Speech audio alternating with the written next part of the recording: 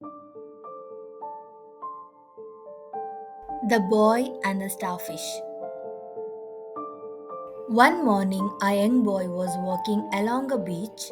The tide had gone out, leaving hundreds of starfish stranded on the sand.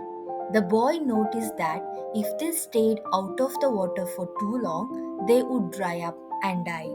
Without hesitation, the boy began picking up starfish one by one and throwing them back into the ocean.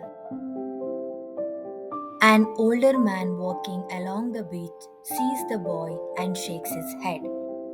Why are you doing that? There are so many starfish. You can't possibly save them all. What difference does it make? The boy picks up another starfish and throws it into the water.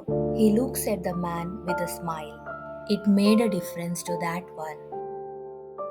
The man thought for a moment and then, inspired by the boy's kindness, he began picking up the starfish too. Soon, more people on the beach saw what they were doing. They all joined in, each person picking up starfish and throwing them back into the sea. Together, they were able to save many starfish that day. What started as one small act of kindness turned into something much bigger. Even when you feel like you are too small to make a difference, remember every kind action matters. Moral of the story: every small act of kindness can make a big difference, no matter how small it seems.